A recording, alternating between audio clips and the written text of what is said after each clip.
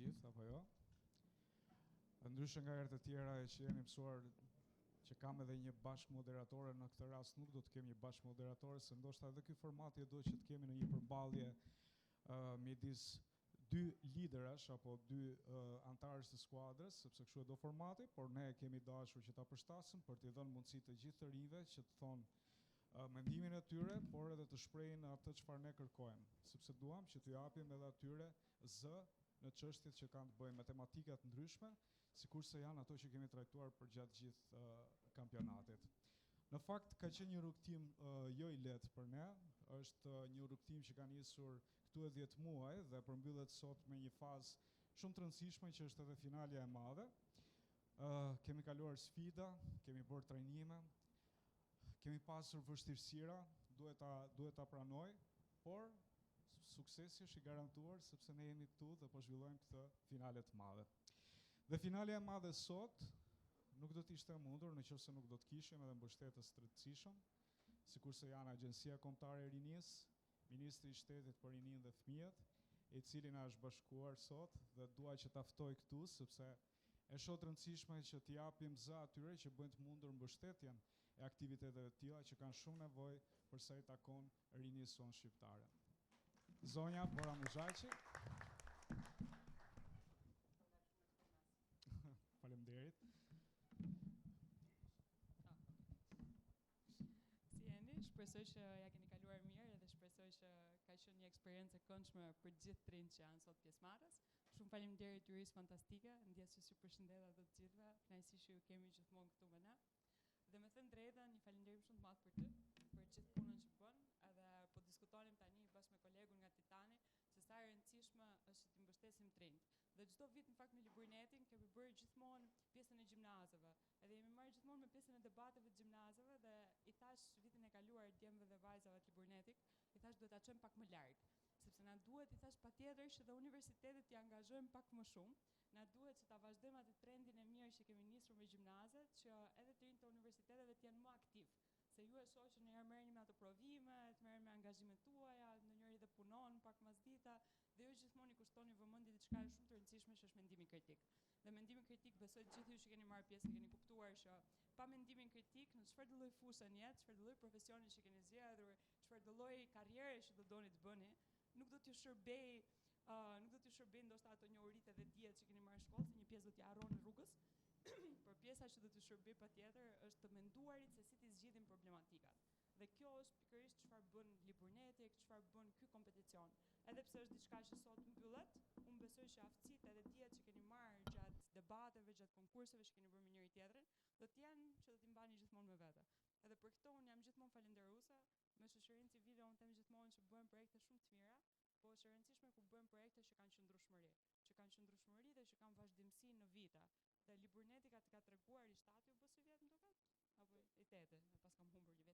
I 8, kështu që e ka treguar më së miri që kur punët bëhen mirë, kur punët bëhen me zemër, patjetër që gjenden dhe mbështetës, patjetër që gjenden dhe donatorë për t'i çuar përpara. Kështu që unë jam shumë e gëzuar që edhe këtë vit me anë të Agjencisë Kombëtare të Rinisë arritëm t'ju bashkohemi. Shpresoj fort me sa di kanë dalë edhe lajme edhe për vitin tjetër, më duket se prapë do jemi bashkë edhe për vitin e ardhshëm edhe për edicionin e 9 do kemi mundësinë që ta mbështesim Liburneti për të vazhduar këtë punë të mirë. Edhe shpresoj që ju ta keni shijuar, se në fund ditës edhe ne dhe shoqëria civile bëhemi bashkë për një arsye të përbashkët, që janë të rinjt, këtë herë bashkë me biznesin, që është iniciativë e bukur. Shpresoj ta shijoni, ajo fjalia tipike fitoft më i miri, në fakt të gjithë fitues jeni, ne e themi gjithmonë këtë gjë, edhe pse në botën ku jetojmë nuk është asnjëherë e drejtë sfida. Gjithmonë dikush ka një avantazh më të madh se tjetri, dikush ka një avantazh më të vogël, por e rëndësishme është që të kënaqemi, t'ja kalojmë bukur, edhe mbi gjithat keni bërë të shoqëri të reja me njëri tjetrin gjatë kësaj periudhe. Shumë suksese, ju vaft mbar, edhe shpresoj shumë të shkëlqeni që të gjithë sa më fort. Faleminderit. Faleminderit Bora. Unë i drejtohem Borës me Bora se kam një afrimitet madh midis saj dhe punës që bën edhe angazhimit që ka me të rinjt, kështu që shumë faleminderit për mbështetjen. Edhe me qenë se Bora e ceki, vitin që vjen, ridebate, kampionati kombëtar i debatit, do t'jetë po gjallë, sepse do të vazhdoj rrugtimin e tij të gjatë tashmë.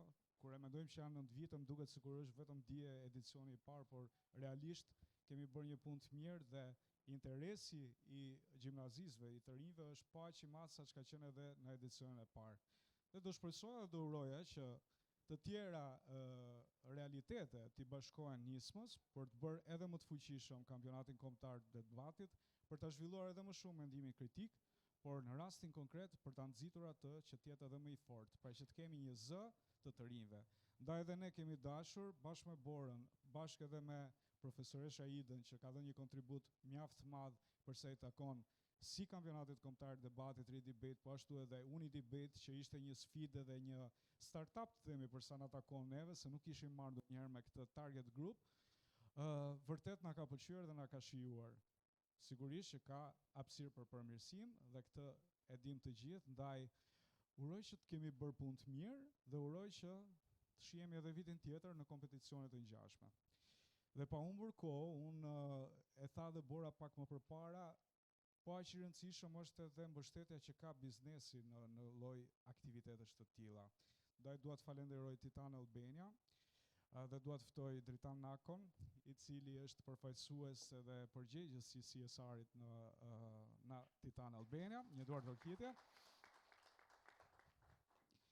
Doja ta pyesja si e shihni ju përfshirjen e biznesit apo mënyrën se si duhet të qasen ata tek aktivitetet që kanë të bëjnë pikërisht me të rinjt.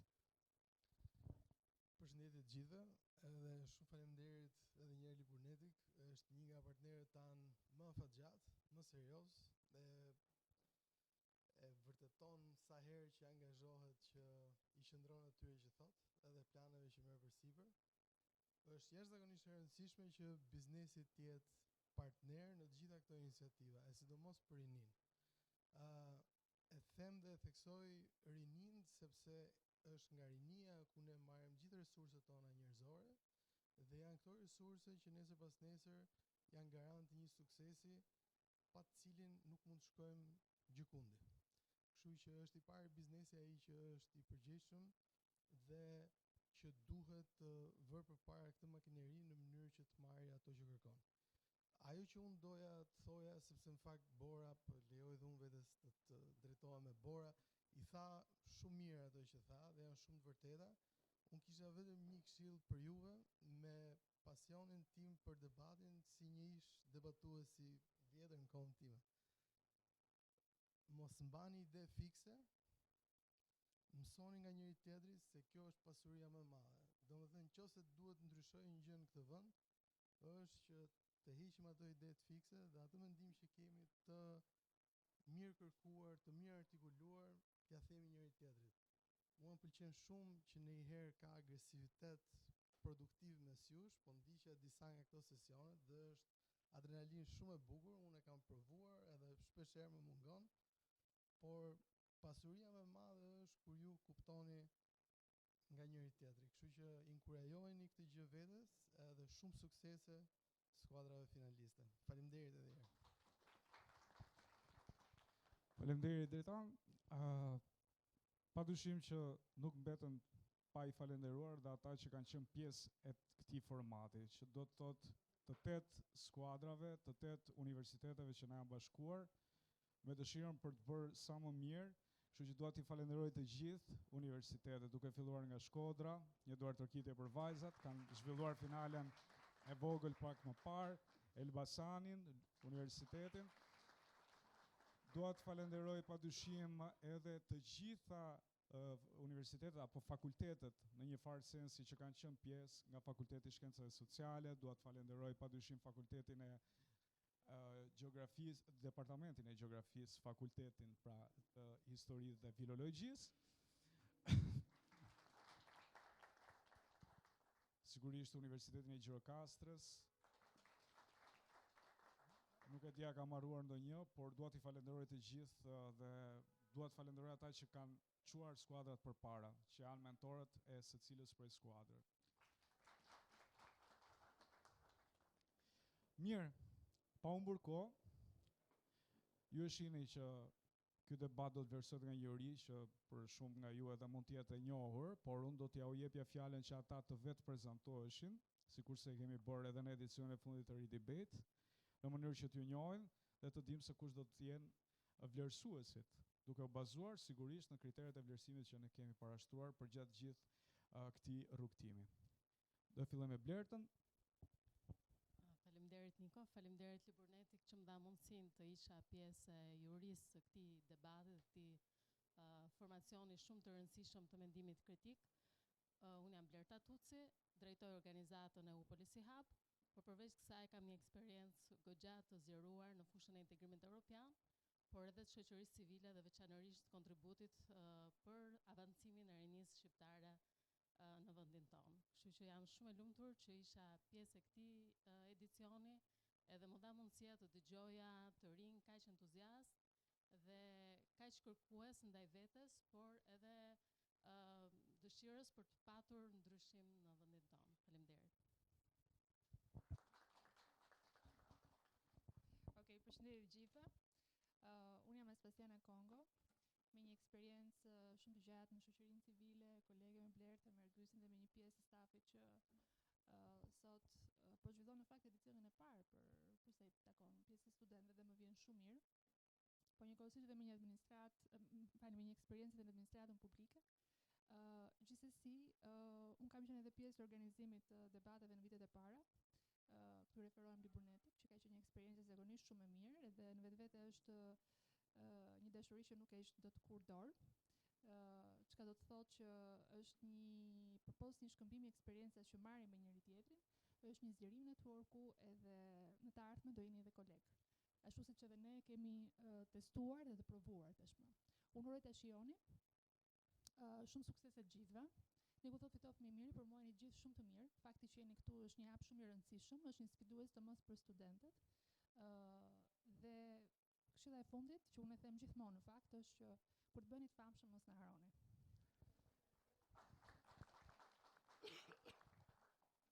Përshëndetje të gjithëve. Unë nuk kam shumë për të folur sepse siç po e shikoni nuk flas dot sot.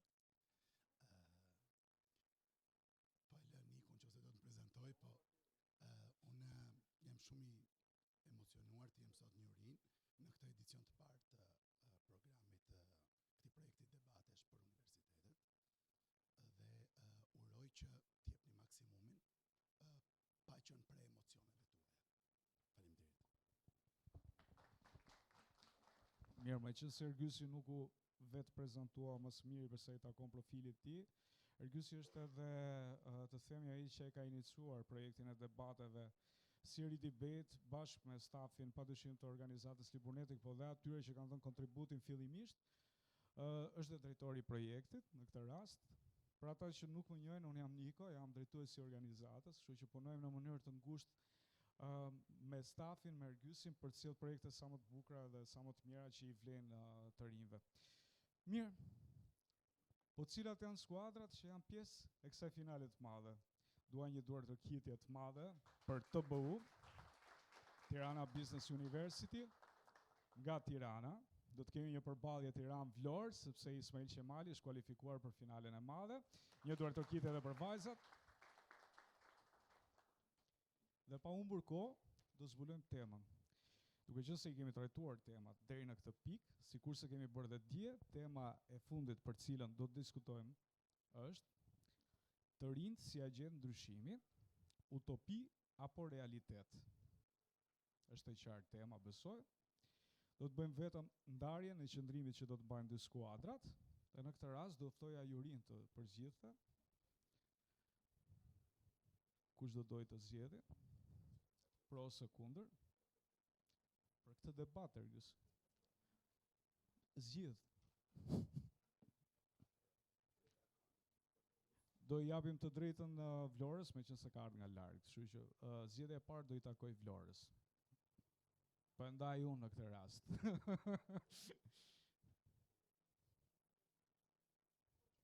Okej. Dhe pro do të jetë skuadra e TBU-s. Ndryshe nga formati i debatit Ridebate që tani e njohim pak a shumë të gjithë, kemi një strukturë të re për sa i takon këtij lloj formati, që është formati Lincoln Douglas, ku e thash pak më herët që I jep të drejtën njërit prej anëtarëve të skuadrës flasin, por ne kemi dashur ta përshtasim për t'ju dhënë mundësi të gjithëve, kështu që në bazë të minutazhit të caktuar sipas strukturës debatit, secili nga ju do të ketë të drejtën e të fjalës. Mirë. Nga ky moment keni 7 minuta kohë përgatitore, shfrytëzojeni sa më mirë për të dhënë pastaj maksimumin në debat.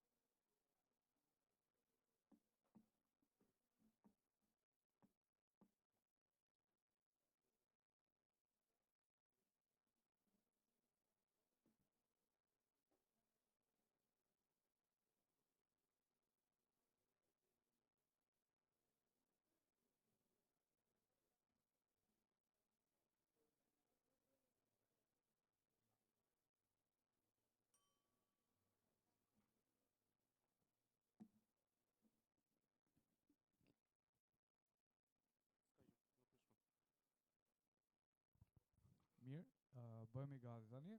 Koha ka mbaruar. Do të filloj skuadra që mban qëndrimin pro dhe do të pasohet pastaj nga skuadra që mban qëndrimin kundër. Ndërkohë që në ekran do të shfaqet edhe struktura në mënyrë që të ndjekim sa më qartë dhe mos e humbasim fillin, do thoshim ndryshe. Ju uroj shumë suksese, mund të filloni. Atëherë, përshëndetje të gjithëve, e nderuar juri, i nderuar ekip kundërshtar dhe nderuar audiencë. Unë jam Endi Saliko, përfaqësues i Universitetit Tirana Business University dhe jam përfaqësuesi numër 1, pra i pari i palës pro kundër temës të rinj si agent ndryshimi, utopia për realitet.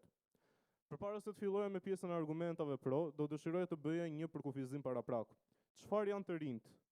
Të rinjt tani bazuar në të dhënat statistikore mjekësore, do referoheshin njerëzit nga mosha 20 deri në 25, ndërsa bazuar në të dhënat statistikore ndërkombëtare do referoheshin nga mosha 35 dhe nën. Kështu që le të qëndrojmë në mes dhe t'i referohemi me të rinjt të cilët janë nga mosha 30 vjeçare dhe më poshtë.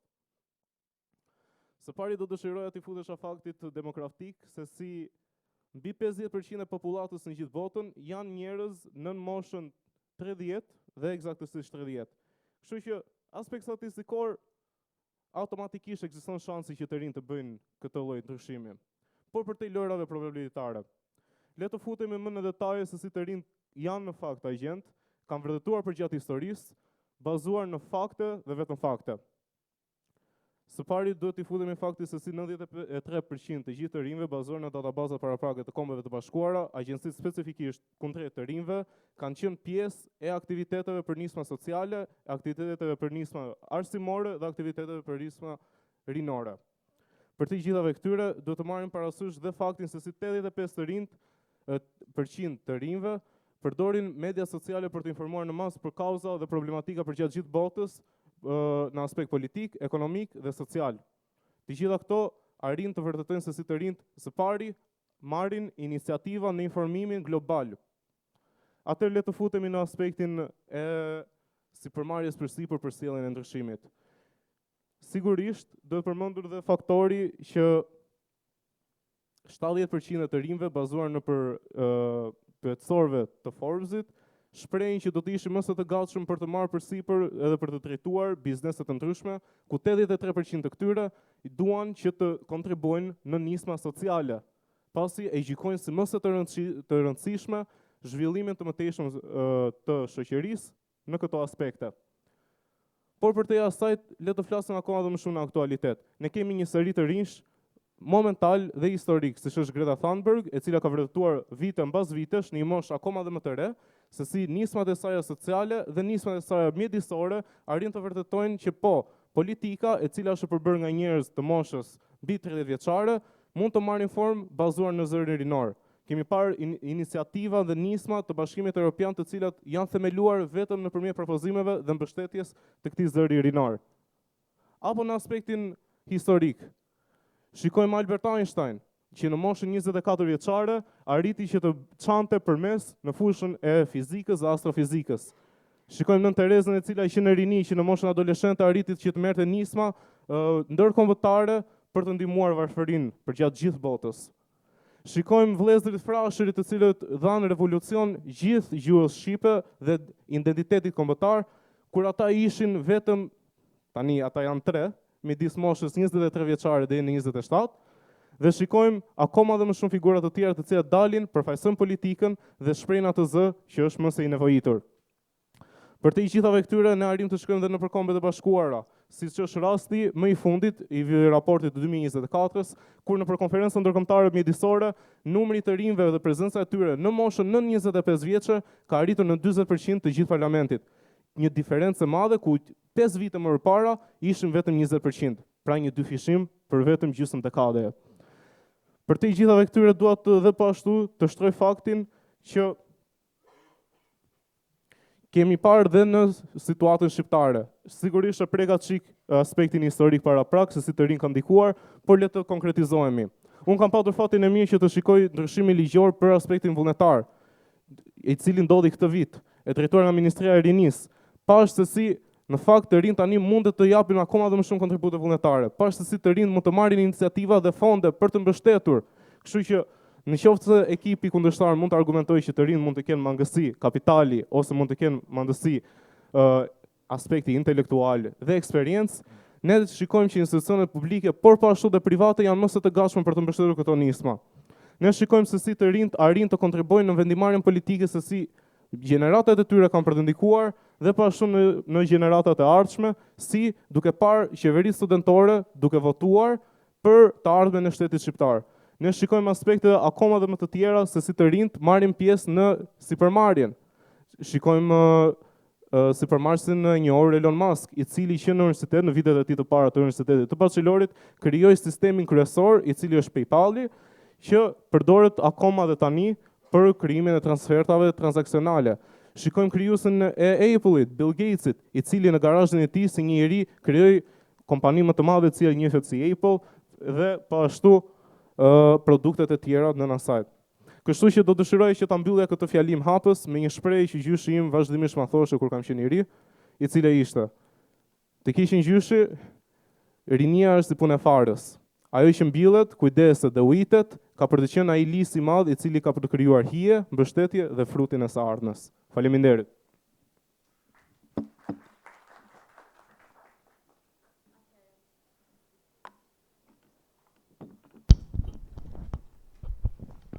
Përshëndetje të gjithëve. Pyetja jone e parë drejtuar skuadrës tuaj është për faktin se ju përmendët disa statistika në lidhje me të rinj që janë në organizata të ndryshme në mbar botën, por nuk dhat asnjë rast konkret ku të rinj kanë bërë ndryshimin në një fushë, qoftë ekonomike, politike apo lidhje me ndikimin shoqëror apo mjedisor që ata kanë dhënë. Ju lutem, një rast konkret. Për mendimin tim mendoj që isha më së i qartë në fjalimin tim kur pata përmendur rastin e Elon Muskut, i cili kontriboi në krijimin e një nga kompanive më kryesore financiare ndërkombëtare për pjesën e transaksionale ekonomike. Arrita të përmendja Greta Thunberg, e cila nismat e saj ndryshojnë legjislaturën e Bashkimit Evropian dhe pashtu të shtetit suedez nga është origjina e tyre, dhe pashtu arrita të përmendja edhe raste historike konkrete, siç ishte rasti i Albert Einstein, Nën Terezës dhe pashtu të vëllezërit Frashëri. Besoj që kam qenë më së i qartë. Po në Shqipëri, cilat janë disa nga nismat konkrete që të rinjt ndërmarrin për të ndryshuar jetën tonë shoqërore dhe zhvillimin tonë shoqëror? Së pari njëherë ne kemi figurën e njohur publike që është Arber Hajdari, i cili ka themeluar shoqatën sociale një fundjavë ndryshe, siç kemi parë edhe vetë se sa ka ndryshuar nëpër familjet e varfëra përgjatë Shqipërisë. Kemi patur raste po ashtu me që Rafi duhet ta specifikoj që ai ka qenë student në atë periudhë kohore. Po ashtu dua të shtoj të gjitha nismat e mundshme, siç është dhe rasti i Uni Debatit, i cili jep formim studentëve për të zhvilluar më shumë dhe po ashtu për të arritur arsyetimin logjik. Kemi dhe organizata të ndryshme AJF të cilat përpiqen që të krijojnë e të japin thelbin që të rinj drejtojnë, të rinj japin atë aspektin ekzekutiv dhe të rinj përfitojnë.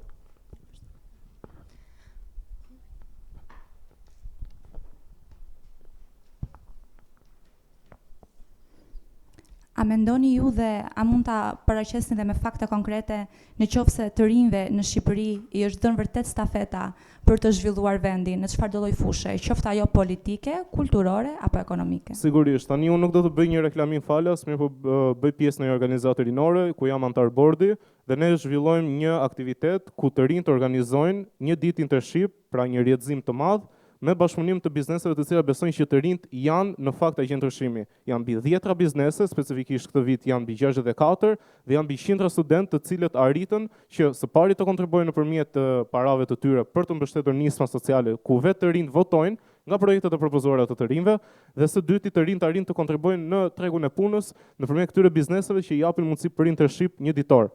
Pra mendoj që kjo si nisëm arrin të vërtetoj, pasi ka mbi 5 vite që është aktuale në Shqipëri. Sa ndikojnë këto internship dhe startupe tek të rinjt? A ndikojnë ato vërtet apo janë thjesht një program iluzionar që paraqitet dhe është thjesht në fasadë? Bazuar në statistikat të deklaruara, ne kemi arritur të përcaktojmë buxhetet të cilat, faleminderit.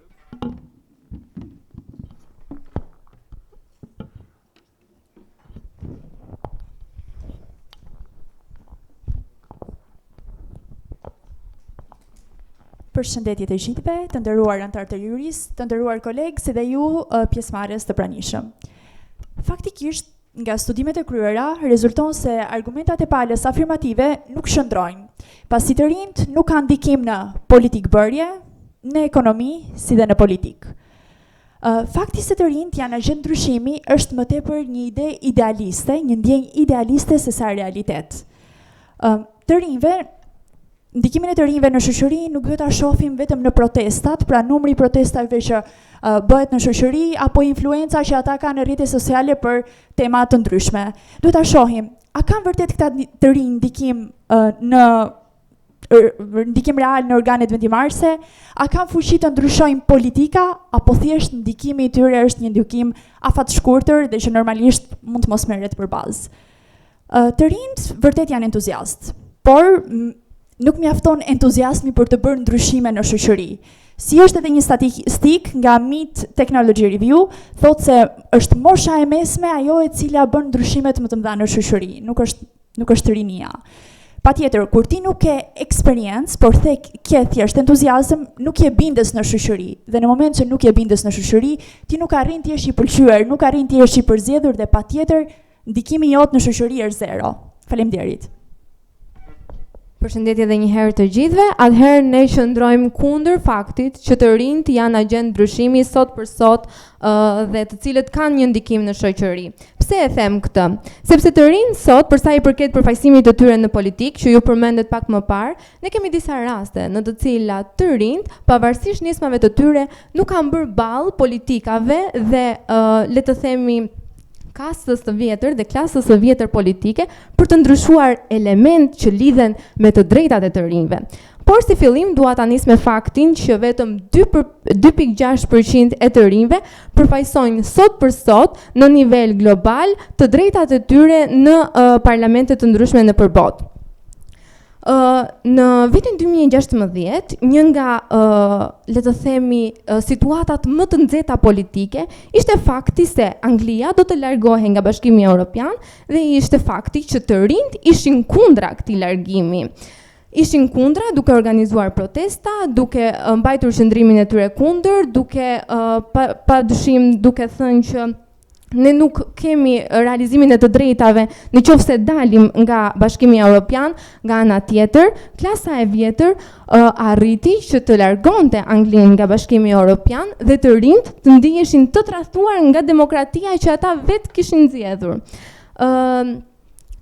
Të rinjt që më saktë, Anglia e dal nga Brexit dhe e dal nga Bashkimi Evropian, për të rinjve ju hoqet disa të drejta. Si për shembull, Erasmus Plus, duke marrë parasysh dhe faktin që të rinjve u ngushtua tregu i punësimit, pra ata nuk kishin më aq të drejta dhe aq mundësi punësimi jashtë vendit të tyre në Bashkimin Evropian, por vetëm në Angli.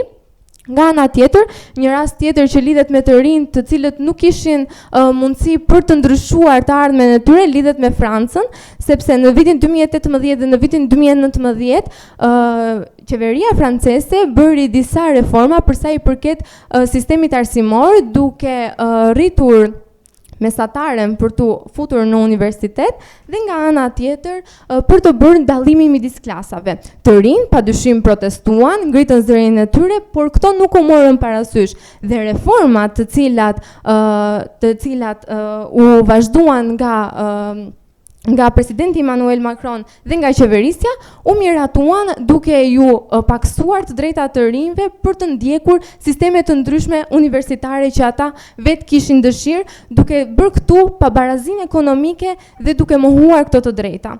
Nga ana tjetër, unë nuk dua të them vetëm raste që lidhen me shtetet europiane, por dua të them dhe një rast konkret që nuk ishte fare i largët. Ishte pikërisht Shqipëria në vitin 2024, ose më saktë të rinjt në vitin 2024, të rinjt e mjekësisë, të cilët dëshironin që pas përfundimit të studimeve të tyre të largoheshin jashtë shtetit. Dhe me vendim të gjykatës kushtetuese, atëre u ndalua kjo gjë. Pra, u mohua një e drejtë kushtetuese. Nga ana tjetër, unë dua të përmend dhe ju e tha që të rinjt kanë ndikim në ekonomi.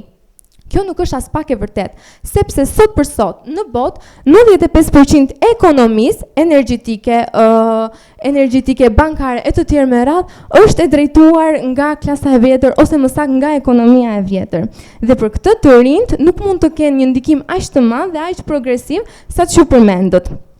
Të rinjt zakonisht, të rinjt pashtu, për sa i përket faktit që në lidhje me organizime të ndryshme apo fakti që shprehin se në rrjetet sociale apo në element të rrjeteve sociale bëjnë propaganda të ndryshme për bashkëpunim, për dhënje të mendimeve, për ndarje të mendimeve ndërmjet tyre, por kjo nuk është as pak e vërtetë dhe kjo bie si një kauzë e cila mbetet aty për aty. Pra të rinjt janë simbolik për sa i përket mendimit që ata shprehin në rrjetet sociale nëpërmjet faktit që ata tregojnë parimor në rrjetet sociale, por nga ana tjetër kemi të rinj të cilët nuk mund të japin vlera përpos asaj që shprehin, pra nuk kanë nisma. Nismat e të rinjve janë shumë emocionale. Ato mbeten aty për aty dhe nuk kanë ndikim të mëtejshëm. Janë ato nisma të cilat nisin vrullshëm, por nuk kanë asnjë ndikim për të ardhmen, nuk kanë asnjë ndikim për ata vetë. Ata vetë nuk mund të bëjnë ndryshimin sepse jetojmë në një politikë dhe jetojmë në një shoqëri ku zëri i të rinjve dhe pretendimet e tyre padyshim që nuk mund të dëgjohet thellësisht dhe nuk mund të përkrahet. Nga ana tjetër, mund të themi se 75% e të rinjve sot shprehen shumë skeptik në lidhje me çështje që lidhen me ndryshimet shoqërore, çështjet e klimës, fakti që këta mund të bëjnë ndryshime në të ardhmen, fakti që këta mund të krijojnë biznese, mund të kenë mund të bëjnë ose mund të lënë themelin e tyre dhe mos të ngrënë themele për një shoqëri akoma më të mirë, sepse në momentin që të rinjve nuk u krijohen mundësi dhe nuk kanë mundësi për të ndryshuar, atëherë ne do të themi që këto nisma që ju përmendët ngelen aty për aty dhe nuk sjellin asnjë ndryshim pozitiv dhe asnjë aspekt të mirë.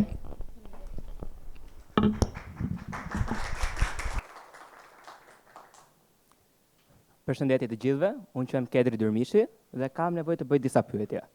Atëherë, ju na thatë që faktet tona do na hidheshin poshtë, por kam një pyetje shumë të rëndësishme. Ju thatë gjithë këto fakte, gjithë këto statistika, po nga vjen burimi?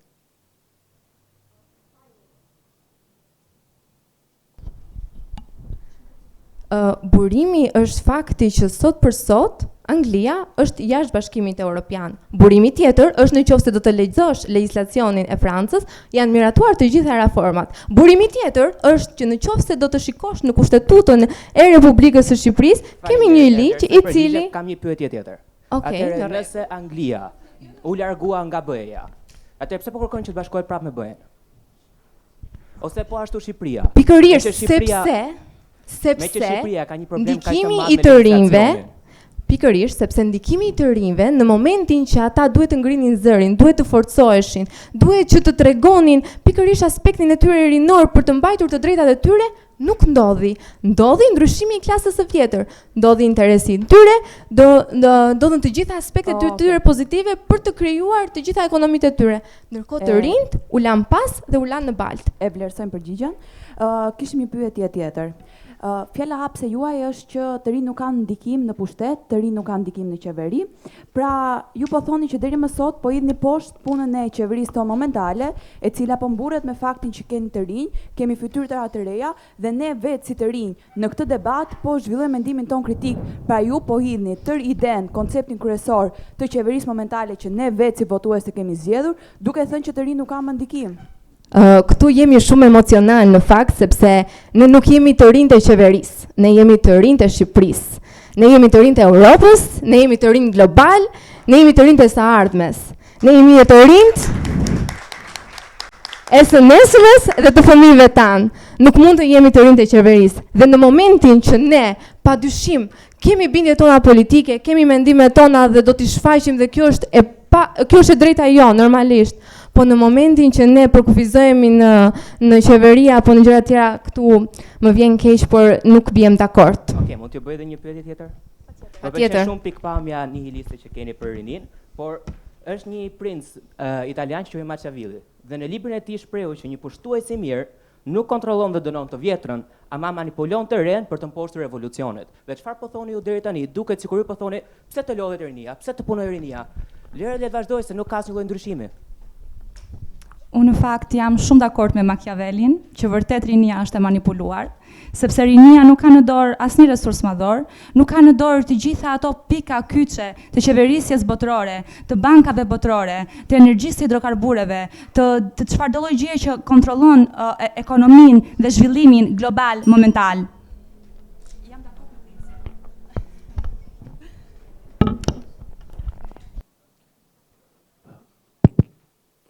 Atëherë përshëndetje të gjithëve. Marr shkas të falenderoj sërish të formatin që na dha mundësinë të bëhemi pjesë një debati të tillë. Falenderojmë Ministrin e Shtetit për të rinë dhe fëmijët, zonjën Bora Mushaqin, që kemi dhe pranishme ditën e sotme, dhe sigurisht mbajmë një qëndrim relevant ndaj pjesëtarëve dhe kolegëve të cilët i kemi përballë. Fillimisht do të dëshiroja ta shtrija narrativën time në një arsyetim logjik dhe do ta filloja jo pa arsye dhe jo pa qëllim, sepse sigurisht ju jeni studente dhe njihni shumë mirë legjislacionin, qoftë atë shqiptar, qoftë atë të huaj, por do dëshiroja ta kundërshtoja me një fakt konkret dhe logjik që shpreh: kushtetuta mundohet të gjykojë në mënyrë kolektive dhe jo personale ashtu siç mund bëjë një individ.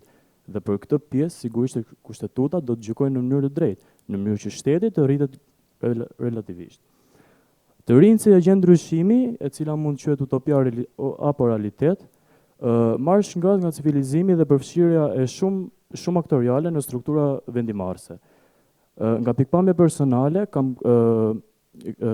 qenë pjesë e strukturave rinore të angazhuar në qytetin tim nga unë vi, në strukturat lokale, dhe pikërisht mund të faktoj që këto struktura, jo vetëm që mbartin dhe janë një shkas tepër e lartë për të rritur sistemin politik, jo vetëm në Shqipëri, por edhe jashtë rajonit të Shqipërisë, por kanë nxjerrë nëpërmjet pa e kaluar sigurisht në debat politik, por nëpërmjet programit të deputetit që duam, pikërisht nga ky format në qytetin tim nga unë vi, nxori dhe prodhoi struktura tepër veçanta, në të cilën nesër pas nesër frymën tonë rinore mund ta paraqesin në parlament. Një pikë tjetër në të cilën doja të ndalesha si një student informatikës, sepse sigurisht unë flas nga pikpamje personale, pa pasur një pikpamje personale ne nuk mund të shfaqim kreativitetin tonë nëpërmjet një audiencë që i drejtohemi. Në një epokë digjitale ku tashmë të rinj përbëjnë hapat më të rëndësishëm për zhvillim dhe evolucion, mund të them që ju kërkuat dhe shtrit narrativën tuaj logjike duke kërkuar individ dhe pikërisht individ shqiptar. Ne kemi Mira Muratin, vetëm 25 vjeç, themeluese dhe një ndër pjesët e bordit të AI-t. AI tashmë është një pjesë tepër e veçantë dhe e rëndësishme jo vetëm në Shqipëri, por në mbar globin. Në të përdoren struktura dhe AI përmirësoi nëpërmjet një shqiptareje. E kuptoni çfarë force publike mund të jetë kjo për krah një vendi i cili është ende në zhvillim siç është Shqipëria? Do doja të theksoja dhe ndikimin e të rinjve si kodues dhe programues. Unë jam vetë një student i informatikës ekonomike. Nesër pas nesër si një i ri e shoh produktivitetin dhe vizionin tim duke krijuar procese manuale të cilat na marrin neve kohë, duke i bërë ato automatike. Dhe pikërisht kjo gjë kërkon një edukim teknologjik, gjë që mosha që ju të përcaktuat nuk e ka një edukim teknologjik të tillë. Vetëm të rinjt mund ta çojnë vendin evolucionar në mënyrë strategjike dhe teknologjike përpara, duke kthyer proceset manuale dhe duke i shndërruar ato në procese automatike. Gjë për cilën mendoj se jo vetëm një faktor, por është indikator jetik në ditët e sotme dhe në epokën digjitale ku ne po jetojmë. Gjithashtu doja të citoja Isaac Newtonin si një themelues i shkencës së fizikës, i cili vetëm në moshën 26 vjeçare ai shpiku forcën gravitacionale dhe zbuloi që toka mbar gravitet. Krahasojmë raportin sipas njohurisë teknologjike ku tashmë përparimi nga proceset manuale në procese të automatizuara ka bërë që të prodhoj kontabilistë shumë të mirë të fushës që përdorin software teknologjik. Pikërisht ata janë të grup moshës së re, sepse unë e citova pak më para. Një grup mosh relativisht që kalon mbi 30 vjeç nuk e ka një edukim të formuar. Faleminderit.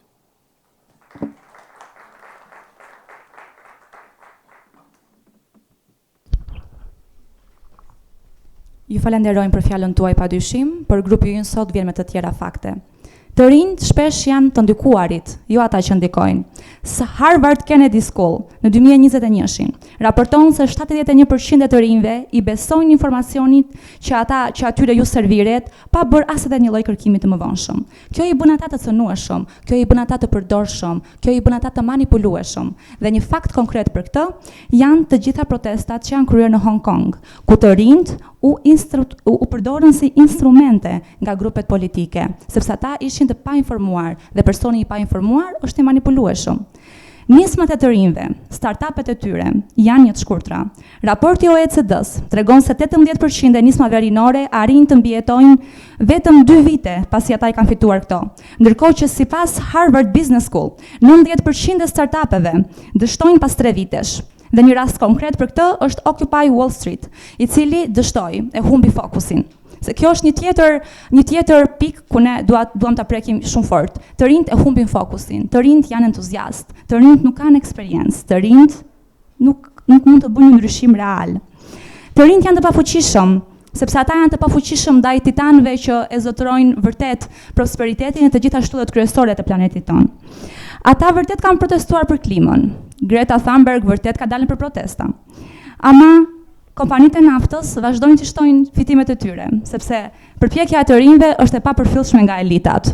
Një rast tjetër shqiptar që duhet t'ju sjell në vëmendjen tuaj është organizata jo qeveritare ambientaliste PPNEA, e cila është një organizatë e formuar nga të rinj.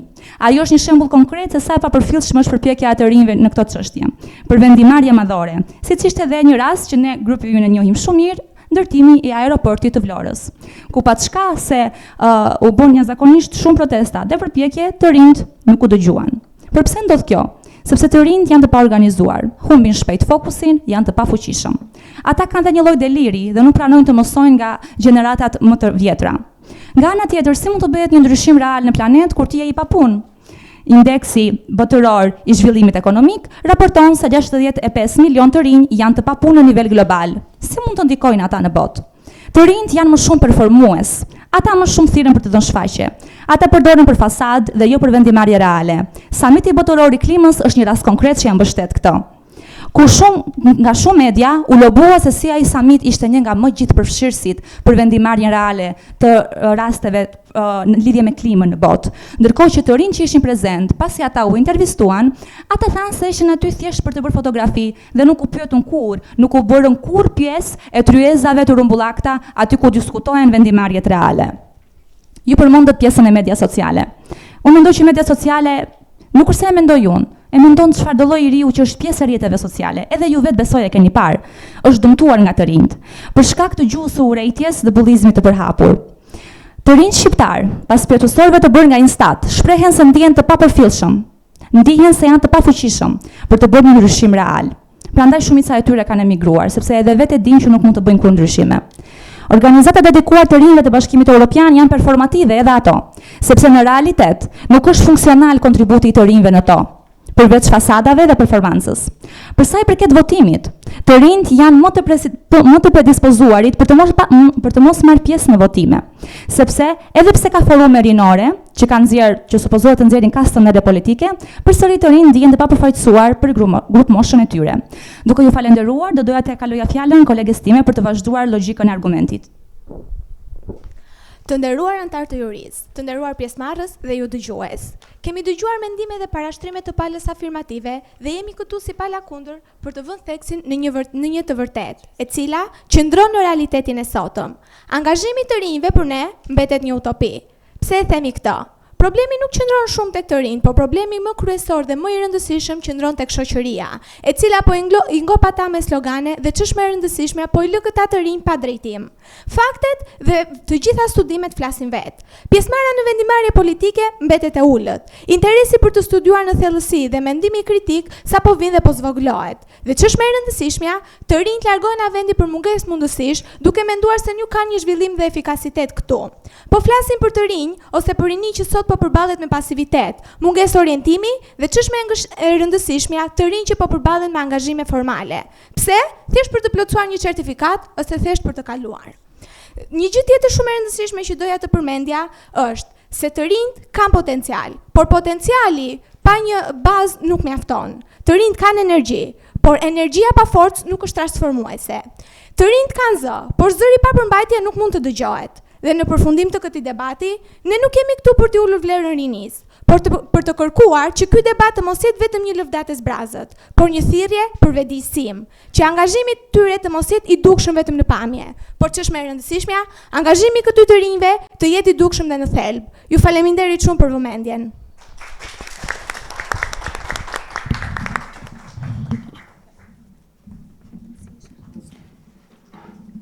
Përshëndetje, unë jam Danja, prezantuese të TPU-s dhe kisha dëshirë sot të bëja një përmbledhje të debatit, duke qenë se jemi pala e fundit që flasim dhe duke vlerësuar pafundësisht idenë tuaj dhe idenë që ju mbrojtët, e vlerësoj pafund që nuk i dolët ndonjëherë kundra dhe të mshonit idenë se të rinë nuk mund të jenë agent ndryshimi.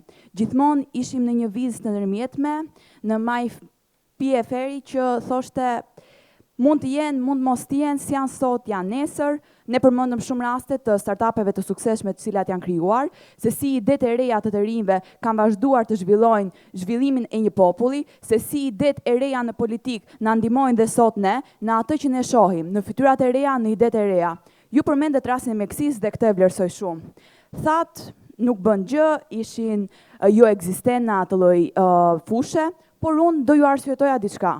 Në qoftë se për të rinjt, vendimare do ishte e marrë vetëm nga qeveria dhe ata nuk do kishin zë të flisin për veten e tyre.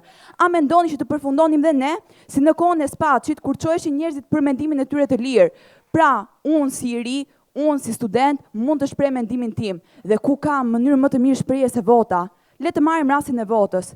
Pse ul mosha e votimit nga 21 në 18 vjeç? Sepse ishte një arsye që njerëzit dhe çunat shkonin ushtar që 18 vjeç. Pra kanë mundësinë e tyre që të mbrojnë kombin e tyre dhe jo mundësi për të shprehur idetë e tyre. Pra ata nuk duhet kenë fytyrën e tyre në politik, pra ata nuk duhet të japin opinionin e tyre në publik. Pra vendimet e tyre të jenë të marrë nga të rritur, ndoshta dhe ata bëjnë gabime dhe kjo është gjë e pranueshme. Pse ti sot që ke kaq shumë informacione, atyre ju falet, ata nuk kishin informacione. Ti sot ke informacione, ti sot ke mundësi vendimarrje dhe ti sot mund të bësh ndryshimin. Jo vetëm për veten tënde, por për të ardhmen tënde. Pse emigrojnë njerëzit? Emigrojnë sepse sot politika nuk i përshtatet.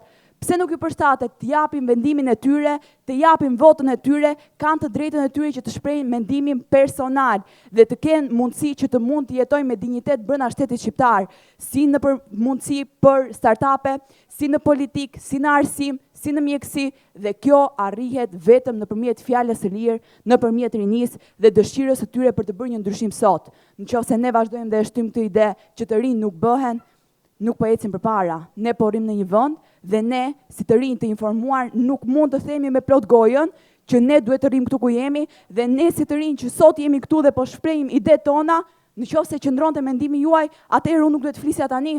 Atëherë vetëm Juria do fliste dhe unë do thoja do e pranoj se ky është fati im. Por jo, unë mund të jap mendimin tim të lirë sot dhe prandaj po e bëj. Kështu që falenderoj Jurin, falenderoj dhe palin kundërshtare. Kjo ishte.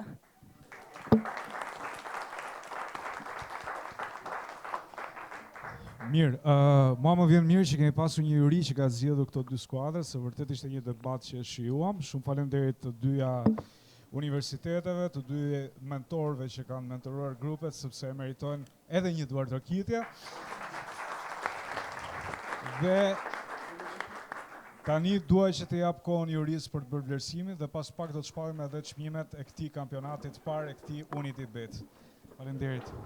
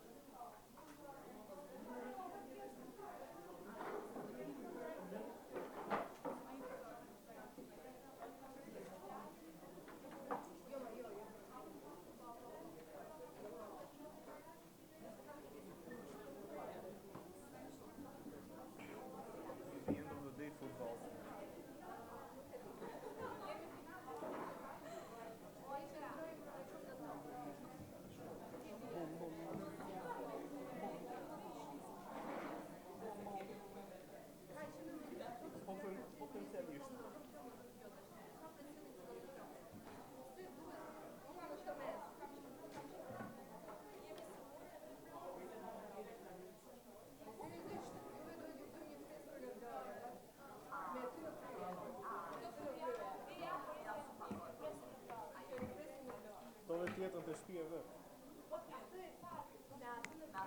Pra unë po them mos e ftoni fare.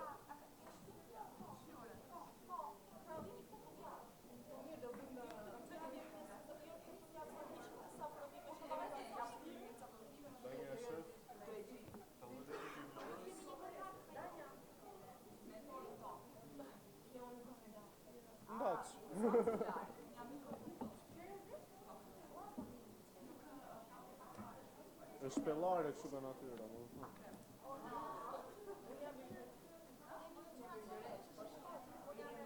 Pinjakët. Sigur ta dija.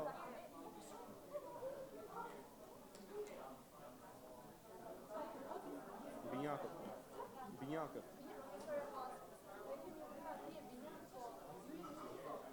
Ne qa jemi? Jo, ne jemi të qetë, nuk me jemi më shumë gjona.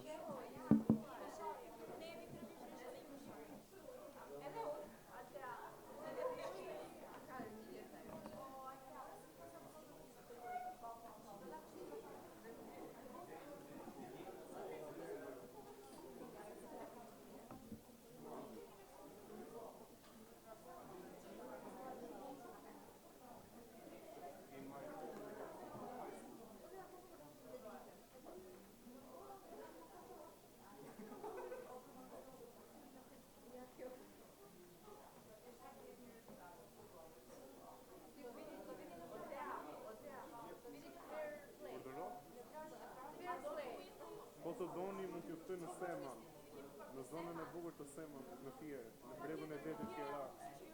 Si s'ka lezet.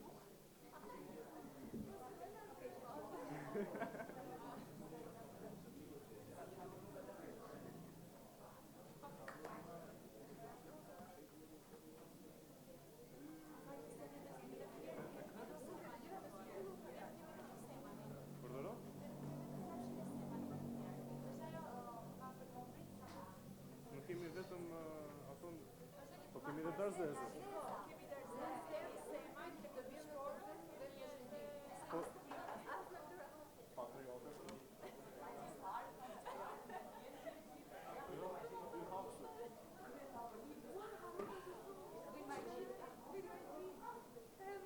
Kontrollim botën.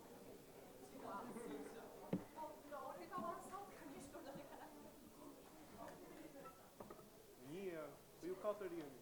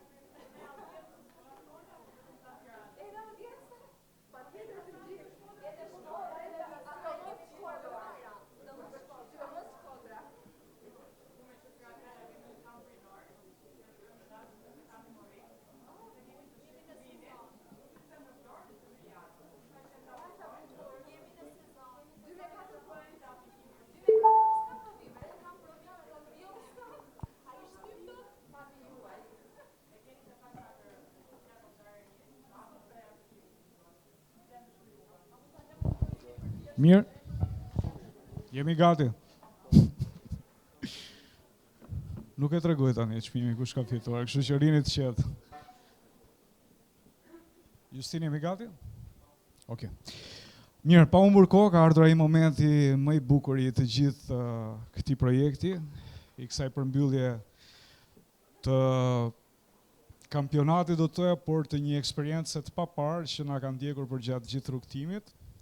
E thash dhe në fillim, ka qenë jo shumë e lehtë, por ja ka vlerëtur. Ju do mbani dhe pak frymën, sepse do shpallim një herë çmimin e tretë, kështu që do të ftoja të dyja skuadrat që garuan për finalen e vogël. Na bashkohen. Hajdeni.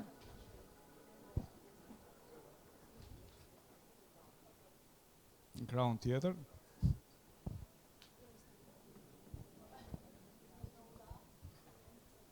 Okay. Mirë. Ja ku kemi skuadrën e Luiz Gurakuqit nga Shkodra, vajzat, dhe skuadrën e Aleksandr Gjovanit nga Elbasani. Midis tyre ndodhet edhe debatuesi më i mirë. Është një tjetër çmim që neve kemi vendosur sikurse edhe në ridebate për të motivuar më së shumti elementët që janë evidentuar për gjatë gjithë fazës së kampionatit. Sigurisht edhe ky çmim ndahet nga juria, pra janë ata që kanë vendosur. Ndaj unë dua të zbuloj tani çmimin e debatuesit më të mirë. Kush është? Është nga Shkodra apo është nga Elbasani? Gentiana Probibaj.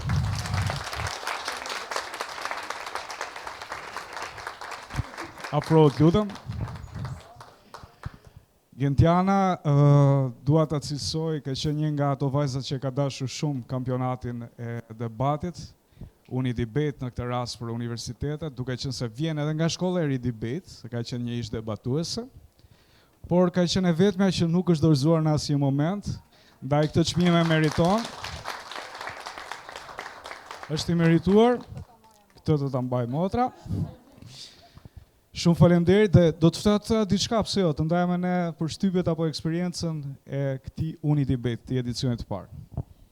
Atëherë për mua janë emocione shumë të mëdha sepse nuk e prisha që më marr këtë çmim dhe ju falenderoj për vlerësimin. Siç e tha dhe Niku, un kam marr pjesë 3 vjet rresh gjatë pjesë gjimnazit te Redebate, edhe seriozisht më ka animuar shumë te pjesa e artikulimit. Domethënë nëse krahasoj vetin tam vit parë me tani është nga një person që mësosha në mënyrë robotike, domethënë përmendsh argumentat, ka kaluar që te mendimi kritik. Edhe seriozisht debate, këto organizime që bëhen mes gjimnazeve janë një mundësi shumë e mirë si me shpreh mendimin kritik, por edhe me na formuluar ne artikulimin si debatuesat të ardhmes. Edhe për mua edhe një herë shumë kënaqësi që isha këtu dhe shumë faleminderit për vlerësimin. Faleminderit. E tani është momenti të shpallim edhe vendin e tretë. Kristina, do vish ti ta bësh? Nuk të kam ftuar asnjëherë. Meqense Dritani ka qenë gjithmonë në fokus, do doja që edhe ti të ndaje me ne pse jo për shtypjet, por edhe për të shpallur vendin e tretë. Shumë kënaqësi. Përshëndetje të gjithëve. Për mua është herë e parë që jam pjesë e një aktiviteti të tillë ku bëhen pjesë të gjitha universitetet. Me shumë kënaqësi dëgjuam të gjitha grupet dhe shumë kënaqësi që dëgjuam të gjitha këto argumentet dhe sa mirë që kemi rini të tillë sot e kësaj dite. Unë më bëhet prapse, më bëhet shumë qejf s'ka që jemi pjesë e Titanit që suportojmë të gjithë të iniciativë. Dhe tash erdhi momenti për të dhënë certifikatën e radhës.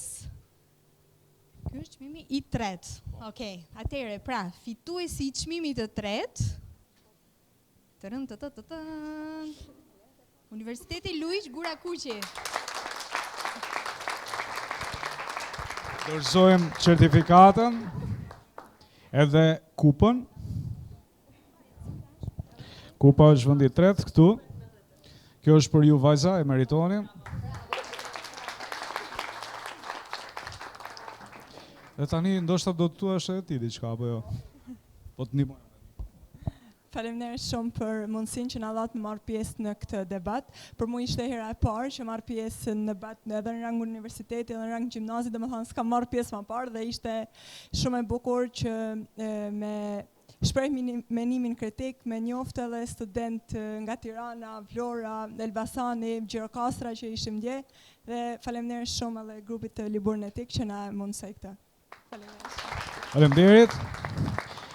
Tashi padyshim ju jeni renditur të katërtit, por ka qenë vërtet kënaqësi edhe për ne që të kishim pjesë e këtij kampionati. Kushdo nga ju që do ta marr fjalën të thotë diçka në këtë përmbyllje, është i lirë ta bëj. Nuk e di kush do të flasë. Ishte vërtet kënaqësi.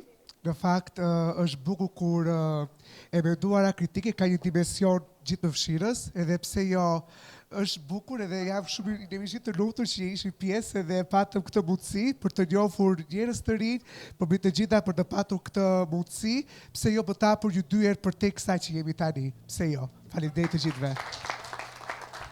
Mirë, faleminderit dhe skuadrës së Elbasanit, mund të uleni.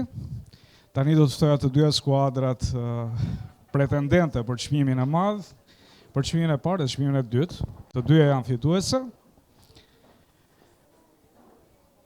Si dhe do të ftoja tani edhe Dritanin dhe Borën, pa dyshim, për të ndarë dy çmimet.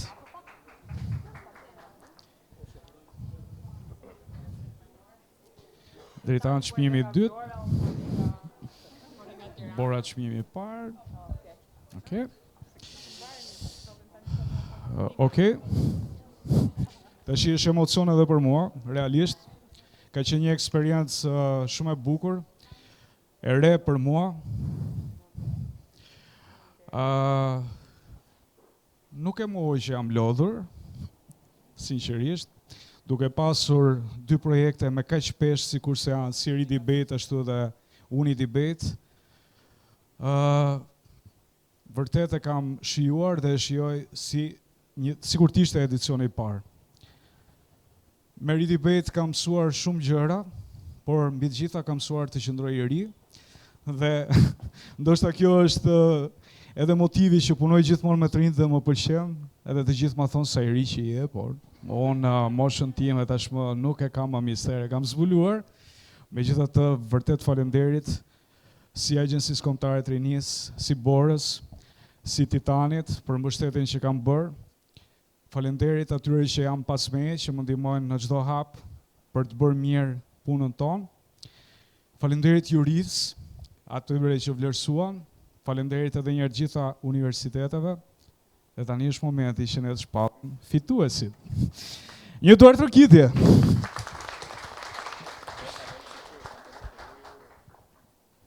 Do të shpalli Bora çmimin e parë në mënyrë që automatikisht të kuptojmë se cili do të jetë edhe çmimi i dytë. Kështu që fjala për ty.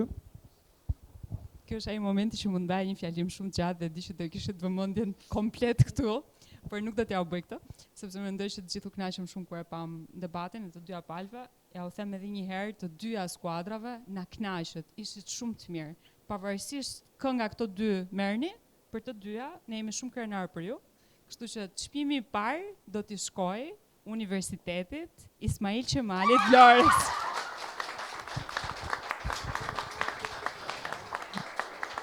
Mirë, ndërkohë që dorëzojmë edhe çmimin, duhet të ndrojmë krahët.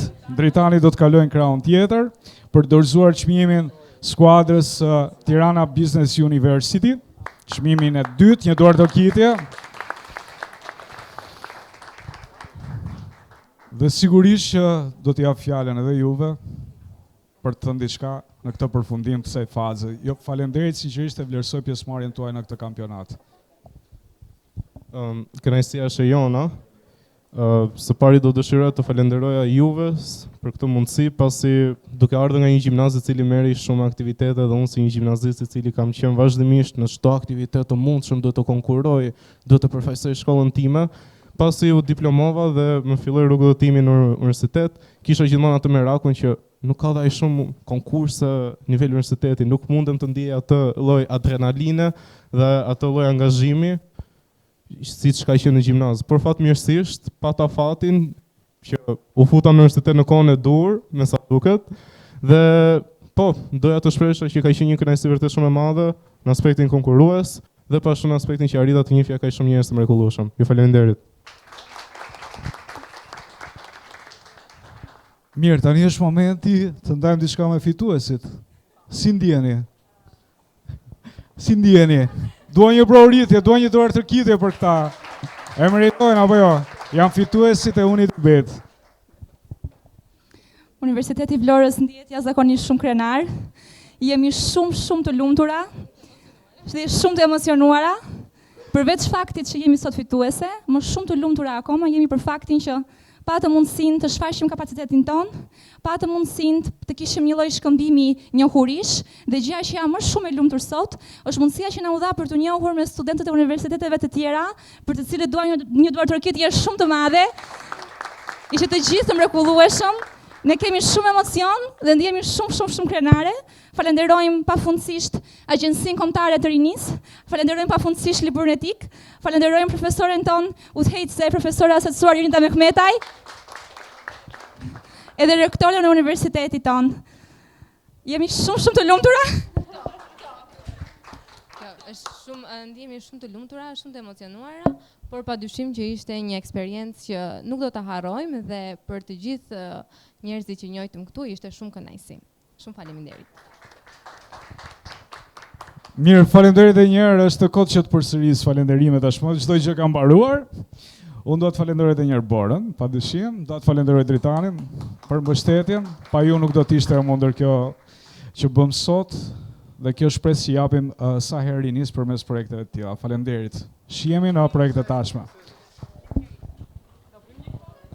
Do bëjmë një foto të gjithë tani, hajdeni.